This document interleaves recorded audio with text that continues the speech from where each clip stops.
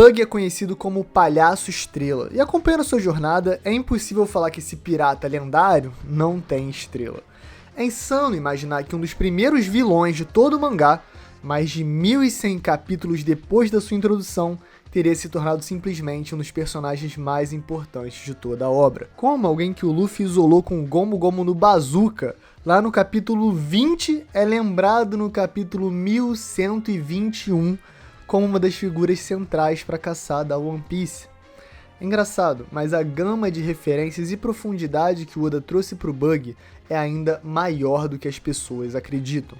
De um pirata meio jogado, louco por uma riqueza mesquinha, ele foi derrotado, preso, perdeu a sua tripulação, mas, de alguma maneira, não importa o quão fundo fosse o próximo buraco que ele se metesse, a sua estrela sempre acabava brilhando mais forte. Ele conquistou a devoção dos prisioneiros do nível 6, acabou se tornando um Shichibukai e logo antes de ser capturado, porque a mamada tinha acabado, ele foi salvo por Mihawk e Crocodile, entrando em uma confusão que terminou por o coroando um dos 4 grandes imperadores piratas do Novo Mundo. Mas os fatos e as histórias do Bug podem se mesclar com a sua essência de um jeito bem inesperado. Ele certamente não é alguém poderoso como Shanks ou Barba Branca, mas de certa maneira ele é um dos poucos piratas que consegue falar de igual para igual com essas lendas. E mesmo que por dentro ele tivesse completamente aterrorizado pela presença do Newgate, ele foi lá e fez. Com o Shanks é outra história, né? Ali tem uma rivalidade, não tem exatamente um respeito, tem uma mágoa assim, mas dá pra ver que o Bug não fica nervoso, não respeita o Shanks que nem a maioria das pessoas respeita. Ele não trata o Shanks como, o ruivo e tal. Na verdade, pra ele o Shanks é um pivete que nem ele era um pivete na tripulação do Roger, e os dois cresceram e seguiram os próprios caminhos. Isso ainda vai ser bem importante para esse vídeo aqui, então segura. E aí que tá, na tradução em inglês do oficial, a alcunha do Bug é The Genius Jester, algo como o bobo da corte genial. E claro, a gente identifica o Bug como um palhaço, mas ele pode muito bem estar representando também uma espécie de bobo da corte. E essa alcunha é muito mais intencional e profunda do que parece. Como eu ilustrei anteriormente, o Bug é um dos poucos personagens com uma diferença tão grande de nível de poder que consegue falar livremente com figuras do calibre do Barba Branca, Shanks, Roger, passando mais recentemente por Crocodile e Mihawk na sua tripulação atual. E dentro do mangá, cada um desses personagens pode ser considerado um imperador, um rei, um duque, um nobre, enfim, alguém numa posição de poder muito elevada, dependendo do contexto. O Mihawk é o espadachim mais poderoso, né? Uma espécie de rei dos espadachins. O Crocodile conseguiu aplicar um golpe e se tornou uma espécie de comandante de Alabasta durante o arco. Além disso, antes de ser um prisioneiro, ele era um lord, né? Um Shichibukai. O Barba Branca foi por décadas considerado o Yonkou mais poderoso. Manto que atualmente é de Shanks, que certamente é uma espécie de realeza pirata. E eu não tô falando isso por ele ser filho de Tenryubito, não. Só pelo que a galera sabe. E claro, o Gol de Roger foi o único rei dos piratas. Então, todos ali conseguem se equiparar a uma espécie de rei ou uma monarquia, uma nobreza elevada. Inclusive o próprio Shanks. Mas por que eu tô falando disso? Bom, quando falamos em reis, podemos lembrar as eras da história real da humanidade, onde o poder político das nações e povos inteiros estava concentrado na mão de pouquíssimos indivíduos, conhecidos como reis. Com tanto poder, um monopólio da verdade que passava por uma autoridade divina para cada ação que fosse tomada, uma frase errada na presença de um monarca poderia ser a sua última. Não são raros relatos de reis que decidiram arrancar línguas, membros ou até requisitaram a decapitação de súditos e plebeus considerados desrespeitosos. No entanto, entre todos os membros da corte e que também permeavam esse ambiente, entre nobres, clérigos, serviçais, líderes militares e outros plebeus que também estavam nos arredores, apenas uma função podia falar mais abertamente com o rei e soltar umas verdades na cara dele sem perder o que tá aqui conectado pelo pescocinho. Justamente, os bobos da corte. Mas quanto mais eu lia sobre essa função histórica e a sua importância no mundo, mais eu fiquei fascinado com o quanto ela pode se conectar à história do Bug em One Piece. Aparentemente, cair pra cima não é algo inédito. Sério, a história dos bobos da corte é muito interessante, tem várias figuras fascinantes e tem vários casos, contos e mitos que podem ter inspirado Oda e que certamente fazem parte do Bug, porque ele representa completamente esses ideais e esses momentos históricos. Então, hoje a gente vai explorar exatamente a conexão entre o Bug e os bobos da corte e como isso pode estar sendo feito para ilustrar o caminho daquele que eu acredito merece ser o futuro rei dos piratas. Mas provavelmente não vai ser. Mas merece, ele merece. Então fica até o final do vídeo e sem mais delongas, fala galera, Spell Spell aqui, eu sou o Derek, deixa o like, se inscreve, Alanzito Crack, sempre edição, muito obrigado. E galera, é bem interessante esse vídeo, porque os bobos da corte são figuras que, cara, é o Bug. São os bugs da corte. Eu vou falar mais sobre isso. Mas antes, Alanzito, você sabe o que fazer.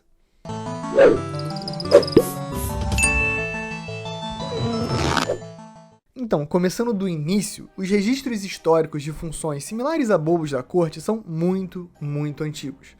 Seja na China ou com os faraós no Egito, a nobreza costumava estar rodeada sim de figuras cômicas. E não só a nobreza, quem tinha dinheiro para pagar algum tipo de entretenimento geralmente pagava. Podiam ser burgueses, lordes, nobres da antiguidade, até clérigos, dependendo do caso, se tivesse uma graninha, podiam pagar um bobo da corte para se entreter.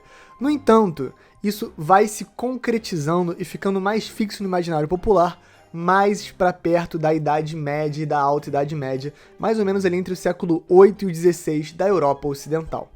Eventualmente, a gente chega no período que crava na nossa mente a imagem clássica de um bobo da corte. Chapéu de guisado, roupas coloridas, talvez maquiagem. Na Alta Idade Média Europeia, a representação dessa figura se tornou eterna. Mas não é simplesmente o humor que tornava os bobos tão marcantes. Na verdade, essa posição era extremamente invejável pela proximidade com a corte, com as figuras de maior poder em todo o reino. Claramente, quem passava o dia inteiro rodeado de reis, príncipes, monarcas e outras posições de poder, acabava também desfrutando de muitos dos privilégios da aristocracia e da elite da época. E claro, já que os bobos traziam humor e entretenimento, muitos eram extremamente queridos e até amados pelos seus lordes e comandantes. Mas, para definirmos essas influências dentro do enredo do mangá, é importante fazermos a distinção de que tipo de bobo seria o Bug. Existiam dois tipos diferentes que você vai entender mais ou menos por quê. Vamos lá. Etimologicamente, bobo da corte antigamente só se chamava bobo.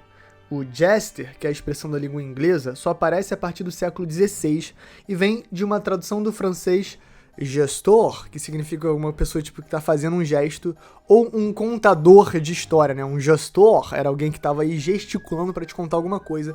Isso acabou se tornando bobo da corte, uma tradução do francês para o inglês lá do século XVI. Enfant. Na época eles só se chamavam bobos, e eles eram divididos em duas categorias, os bobos licenciados e os bobos naturais.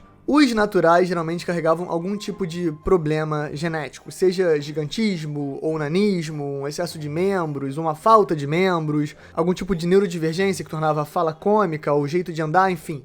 Qualquer coisa que as pessoas pudessem apontar e rir naturalmente. Esses eram os bobos da corte naturais. E aí a gente também tinha os bobos da corte licenciados, que eram alguma coisa mais próxima dos comediantes atuais, pessoas que eram engraçadas, que tinham um pensamento rápido, que contavam coisas divertidas e que também tinham outros talentos, como por exemplo, andar de monociclo, fazer malabarismo, andar na corda bamba, coisas que fossem entreter a nobreza. Inclusive, desculpa, eu tenho que falar isso, tinha um bobo da corte muito famoso porque ele conseguia dar cambalhota, assoviar e peidar ao mesmo tempo. E as pessoas achavam isso, tipo assim, o Super Bowl. Achavam, caraca, meu Deus, lendário. Imagina, os caras saíam de casa e falavam, não, hoje a gente vai ver o bobo da corte, não sei o que lá, peidar, dar backflip e assoviar ao mesmo tempo. Isso vai ser o melhor dia do meu ano. E era realmente assim. Não tinha internet nem TV, galera. Pois é duro. Tá, mas aí quando a gente pensa no Bug, ele é uma espécie de interseção entre esses dois tipos. Para começar, com a Bara no Mi, ele consegue passar por diversas transformações corporais que o tornam muito naturalmente engraçado. É só lembrar durante o arco do East Blue e a sua história de capa, o Bug fica pequenininho, só com a perna, as mãos e a cabeça. Isso foi propositalmente adicionado para que as cenas dele ficassem ainda mais cômicas. E mesmo com seu corpo completo, ele ainda tem aquela deformidade, ele tem um narigão de palhaço dele, que é um tópico sensível, mas que é sempre muito engraçado quando aparece em tela. Até no live action da Netflix, eu acho que ficou genial a maneira que o Jeffrey Wright conseguiu interpretar o Bug revoltado com alguém falando do nariz dele. E aliado a isso, o Bug também é hiper talentoso. Além de ser um capitão pirata de renome, ele consegue andar de monociclo, brincar com facas, fazer malabarismo e outros talentos que parecem vir da sua experiência nos picadeiros. E aí é que tá, existe outro paralelo que eu acho muito engraçado e bem interessante. Na era medieval, já que os bobos da corte tinham uma proximidade tão grande do rei, geralmente eles sabiam ler e escrever e tinham uma certa cognição mais avançada para a época, muitas vezes eles eram um dos poucos que realmente tinham a confiança do rei e do ciclo interior da corte para certas tarefas. Por isso que, gente, acreditem se quiser, não era incomum que os bobos da corte carregassem mensagens sigilosas. Sempre tinham coisas importantes para serem transmitidas e simplesmente mandar as coisas por pombo ou por corvo. Nem sei se bobear usava corpo, tô lendo muito Game of Thrones, mas enfim. Usar mensageiros nem sempre era uma coisa confiável. Um bobo da corte, alguém que você conhece há anos, que tá sempre contigo, era bem mais confiável. No entanto, não era simplesmente mandar um Sedex pra alguém. Às vezes tava tendo uma batalha, tava tendo uma guerra, a galera tava se matando com espada, com porrete, com Morningstar, com tacape. E aí você pegava o seu bobo da corte e falava, meu querido, vai no general tal e avisa não sei o que lá. E aí pra chegar no general tal, você tinha que estar no meio do campo de batalha. Então, sim, não era tão incomum assim você ver um bobo da corte andando pelo meio do campo de batalha todo colorido pra tentar passar mensagens e coordenar até ataques ofensivos ou só passar ordens do rei. Isso me lembra automaticamente do Bug em Marineford. A essa altura ele estava ganhando popularidade com os prisioneiros do nível 6 e é muito bom ver ele indo de um lugar para o outro da guerra, sempre tentando fugir, sempre tendo explodido, sendo cortado pelo Mihawk, se colocando em perigo, mas sobrevivendo e cada vez mais conquistando o respeito e admiração daqueles que no futuro se tornarão seus fiéis tripulantes. E aí a gente tem um caso específico da vida real que é bem interessante. Vê se isso lembra um pouco o Bug para vocês. Um famoso bobo da corte do rei da França, Luís XII, era chamado de Triboulet. O Triboulet costumava ser muito afiado com a língua, até que um dia ele se excedeu. Pô, galera, foi mal, me passei aí, foi mal. Já ouviram esse papo, né? Então, é o Triboulet. Olha isso. Ele acabou contando uma piada que ofendia a rainha, o que levou o rei a ficar furioso e instantaneamente ordenar a sua execução. No entanto, graças aos seus anos de bom serviço, de muitas gargalhadas juntos, o rei vira para ele como um ato misericordioso e fala: querido Triboulet, você vai escolher a maneira que você vai morrer. E aí o Triboulet vira e fala: pô, meu rei, então, eu queria morrer de idade, assim, bem velhinho, bem, sabe, aquela que dorme, e ai, ele dormiu e tal. Ele meteu essa pro rei, obviamente que em francês de uma maneira bem mais instalada, bem mais engraçada, e aí todo mundo na corte caiu de gargalhada, o rei caiu de gargalhada, e aí ele acatou o desejo do bobo, deixando ele ser executado pela idade velha e deixando ele viver tranquilamente o resto dos seus anos. Agora, genial, né? Essa história é lendária. É uma história lendária de uma piada que salvou, supostamente, um bobo da corte que também se tornou lendário. Vê se não lembra o Bug. Olha isso. Estar tão perto do perigo e sobreviver ele graças à lábia e ambição é algo com embasamento histórico que acaba me lembrando muito Pierrot.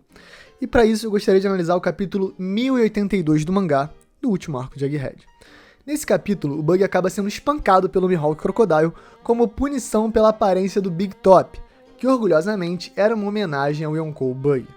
Então, ele acaba ouvindo do Crocodile a sua ideia de resumir o plano da Operação Utopia, a ideia de se transformar em um poder militar imparável e dominar o resto do mundo. Mas pro Bug, que realmente acredita no One Piece, que é um pirata em seu coração, isso está longe de ser o suficiente, longe de ser o certo. Então, mesmo sendo só uma cabeça flutuante, ele retruca e resolve se arriscar. Ele acusa os planos do Crocodile de serem patéticos e apela para as memórias sonhadoras dos ex-Chichibukais. Eles também queriam encontrar o One Piece um dia. Pela primeira vez, descobrimos que no dia da execução do Roger, Bug convocou Shanks para juntos irem buscar o One Piece. Mas Shanks negou esse desejo, disse não estar preparado ainda, o que acabou decepcionando tremendamente Bug, que sonhava em navegar ao lado do amigo. E no fim das contas, ele não consegue convencer o Crocodile e o Mihawk a meio que seguirem ele cegamente. Eles viram e falam, mano, pra que eu vou lutar com Shanks, com Barba Negra e com Luffy pra transformar o Bug em Rei dos Piratas? Não faz sentido isso na minha carreira, né?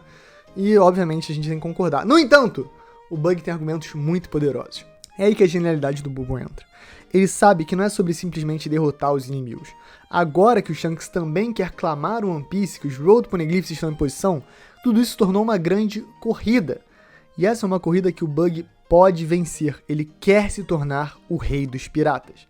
Então, através da lábia, ele conseguiu colocar o Mihawk e o Crocodile em uma posição impossível, igual o Triboulet fez com o Luís XII no passado. Com inteligência, humor e perspicácia, o nosso Pierrot consegue chegar mais longe que muitos piratas mais poderosos que ele. E essa é a grande graça da jornada do Bug. O palhaço, o bobo, o Yonkou e o possível futuro rei dos piratas. Claro, eu sei, é muito difícil que o Bug se torne realmente rei dos piratas, mas eu amo e acho fascinante como ele usa a inteligência dele, mesmo não podendo usar simplesmente haki do armamento avançado, haki da observação, não sei o que lá, lâmina negra, não sei o que lá. Ele consegue continuar a jornada dele. E ele tem uma ambição absurda que é se tornar rei dos piratas. Então eu quero muito ver Bug até o final da obra em Laugh Tale, encontrando One Piece, batendo cabeça com Luffy, encontrando o Shanks, batendo cabeça com o Shanks, enfim, tornando tudo mais divertido, sempre com a vida dele em jogo. Igualzinho um bobo da corte na era medieval, sempre fazendo aquela piada que pode custar seu pescoço, mas ao mesmo tempo pode só ser muito engraçada. Então, galera, esse foi o vídeo. Comenta aí se você curtiu, tentando trazer um panorama histórico, um pouco de curiosidade. Pra quem quiser saber as fontes, tá na descrição. Peguei de um vídeo do YouTube de um historiador muito bom que eu sigo. E lá tinha as referências bibliográficas certinhas, eu chequei uma boa parte delas. Então, quem quiser se aprofundar um pouco mais nesses temas, é só checar o link na descrição. E é isso, galera. Um beijo, um queijo. Quem quiser virar membro, vira membro. Quem vira membro, muito obrigado. Vocês são muito especiais. A gente tá sempre tentando deixar os vídeos online mais cedo para os membros. Então, mesmo que seja membro Rookie, só de R$5, cara, os vídeos estão sendo mais cedo, às vezes 3, 4, 5, 6 horas mais cedo até. Então, fiquem ligados sempre no canal. Antes da hora de a gente publicar, talvez o seu vídeo já esteja lá para você ver, se você é um membro do Chapéu de Palha. Então, galera, muito obrigado pelo apoio. Alanzito, muito obrigado pela edição. Checa o link na descrição. Um beijo, um queijo e valeu!